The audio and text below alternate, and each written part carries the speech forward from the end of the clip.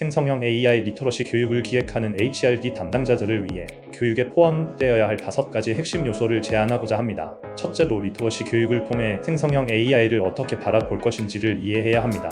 많은 사람들이 생성형 AI에 대해 기대를 갖지만 생성형 AI가 별것 아니네라고 생각하며 활용을 꺼리게 되는 경우가 종종 있습니다.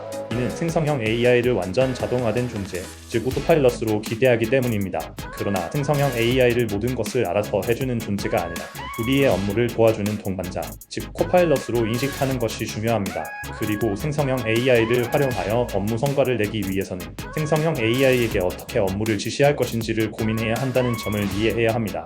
이는 마치 나와 함께 일할 새로운 팀원이 생겼을 때 팀원에게 어떤 업무를 부여하고 어떻게 협력할 것인지를 고민하는 것과 같습니다. 기존에는 지시받은 업무를 수행하는 역할을 했던 실무자도 이제는 생성형 AI와 함께 일하면서 업무 지시 관점에서 고민해야 합니다. 즉, 업무의 목적을 달성하기 위해 자신이 무엇을 수행하고 AI에게 어떤 역할을 부여할 것인지를 명확히 할 수 있어야 합니다. 마지막으로 생성형 AI는 그 활용 영역에 한계가 없다는 점을 인식하는 것이 중요합니다. 마케팅 부서에서는 AI를 활용하여 개인 맞춤형 광고 캠페인을 운영하고 고객 서비스 부서에서는 챗봇을 통해 실시간 고객 응대를 처리하는 등 다양한 사례를 통해 생성형 AI가 그저 신기한 기술이 아니라 나의 업무를 변화시켜 줄 수 있는 기술이라고 기대감을 갖게 하는 것이 중요할 것입니다. 둘째로 생성형 AI를 효과적으로 활용하기 위해서는 생성형 AI에게 어떻게 요청할 것인지, 즉 프롬프트를 어떻게 구성해야 하는지를 이해하는 것이 중요합니다. 내가 생성형 AI에 어떻게 요청하느냐에 따라 생성형 AI가 제공하는 답변이 달라지기 때문에 요청 방식을 신중하게 고민해야 한다는 점을 리터러시 교육을 통해 이해하는 것이 필요합니다. 생성형 AI 기반이 되는 LLM의 개념을 이해하고 내가 요청하는 방식에 따라서 얻게 되는 결과가 달라진다는 점을 인지하면 아마도 프롬프트 작성이 중요하다는 것을 잘 이해할 수 있을 것입니다. 이를 이해하는 가장 효과적인 방법은 간단한 실습을 통해 실제로 어떻게 답변이 달라지는지를 확인하는 것입니다. 예를 들어 동일한 질문을 다르게 구성하여 AI에게 요청해보고 그 결과가 어떻게 다른지를 비교해보는 실습을 통해 LLM의 작동 방식을 체험할 수 있습니다. 이러한 실습을 통해 실무자들은 생성형 AI를 보다 효과적으로 활용할 수 있는 방법을 체득하게 됩니다. 셋째로 컴퓨터가 어떤 방식으로 요청을 이해하는지를 아는 것이 프롬프트 엔지니어링을 이해하는 데 도움이 됩니다. 컴퓨터는 업무의 가장 작은 단위까지 구체적으로 그리고 업무를 수행해야 하는 순서대로 지시해야만 사람이 기대하는 행동을 정확히 수행합니다. 이것을 알아야만 내가 기대하는 대로 컴퓨터를 작동하게 하는 방법을 이해할 수 있습니다. 컴퓨터의 사고방식을 이해했다면 리터러시 교육에서는 프롬프트 작성 방법 학습이 반드시 포함되어야 합니다. 생성형 AI를 업무를 수행하는 사람이라고 생각하면 프롬프트 작성이 더욱 쉬워집니다. 누군가로부터 업무를 부여받을 때 어떤 역할을 수행해야 하는지 업무의 배경과 목적, 구체적인 수행 방법 등을 명확히 안내받고 싶어 하듯이 생성형 AI에게도 최대한 구체적으로 지시해야 합니다. 예를 들어 고객 만족도를 높이기 위한 마케팅 전략을 제안해 주세요 보다는 30대 여성 고객이 타겟인 SNS 마케팅 전략을 3가지 제안해 주세요 같이 구체적으로 요청하는 것이 효과적입니다.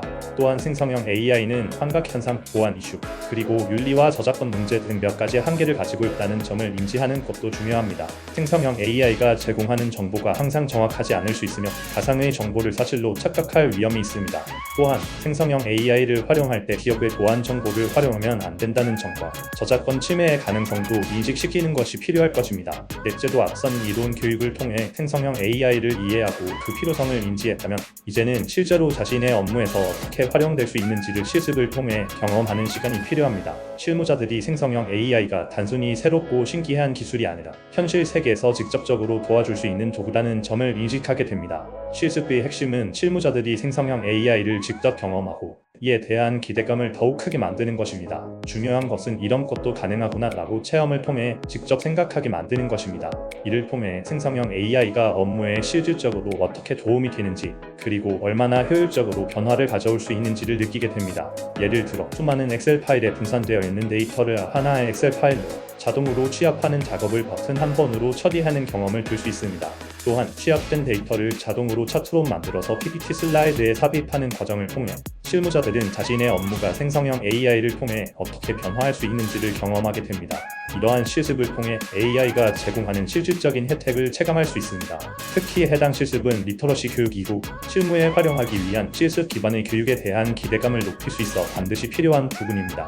다섯째로 생성형 AI 자체에 대한 이해가 이루어졌다면 생성형 AI가 자신의 업무 어디에 적용될 수 있는지를 실무자들이 스스로 파악할 수 있도록 가이드를 주는 내용이 포함되어야 합니다. 그래야 리터러시 교육 이후 생성형 AI를 실무에 적용하고자 할 때 어떻게 접근해야 할지 이해할 수 있기 때문입니다. 생성형 AI를 업무 중 어디에 적용할지를 파악하기 위해서 실무자들은 자신의 업무를 펼쳐놓고 개별 업무가 수행되는 일련의 흐름을 가장 작은 행동 단위로 쪼개는 워크플로우 분석이 필요합니다. 워크플로우를 분석하면 업무의 전체 흐름에서 어떤 부분이 생산성을 저해하고 있는지 판단할 수 있습니다. 이를 통해 생성형 AI를 적용해 볼 수 있는 비효율적인 지점을 찾아내고 생산성을 높이는 시도를 할 수 있습니다. 예를 들어 반복적인 데이터 입력 작업을 생성형 AI로 자동화하거나 고객 문의 응답을 생성형 AI 챗봇으로 처리하는 등 구체적인 적용을 통해 업무 효율성을 높일 수 있습니다. 워크플로우 분석은 처음 시도해보는 실무자들에게는 어렵게 느껴질 수 있습니다. 따라서 간단한 실습을 통해 워크플로우 분석을 어떻게 수행하는지 경험하게 하는 것도 좋은 방법입니다. 실습을 통해 실무자들은 분석 방법을 익히고 실제 업무에 적용할 수 있는 능력을 기를 수 있습니다. 리터러시 교육은 대부분 가벼운 특강 정도로 생각하는 경우가 많지만 생성형 AI를 활용하여 일하는 방식을 변화시키는 첫 단추로서 그 역할이 매우 중요합니다. 단순히 기술의 트렌드를 알려주는 것, 프롬프트 작성 방법을 학습하는 것, 타기업의 활용 사례를 교육하는 것 등으로는 생성형 AI에 대해서 실무자들이 제대로 이해할 수 없습니다. 리터러시 교육을 통해서 실무자들에게 생성형 AI를 어떻게 바라봐야 하며 업무에 어떻게 활용될 수 있는지, 그리고 나의 업무에 구체적으로 어떻게 도움이 되는지를 명확히 인지시키는 것이 반드시 필요합니다. 그렇지 않으면 실무자들이 생성형 AI를 활용한 일하는 방식의 변화를 쉽게 받아들이지 못할 것입니다. 생성형 AI 리터러시 교육이 5가지 핵심이 포함되도록 교육의 방향을 고민한다면 보다 효과적인 리터러시 교육을 기획할 수 있을 것이라고 생각합니다.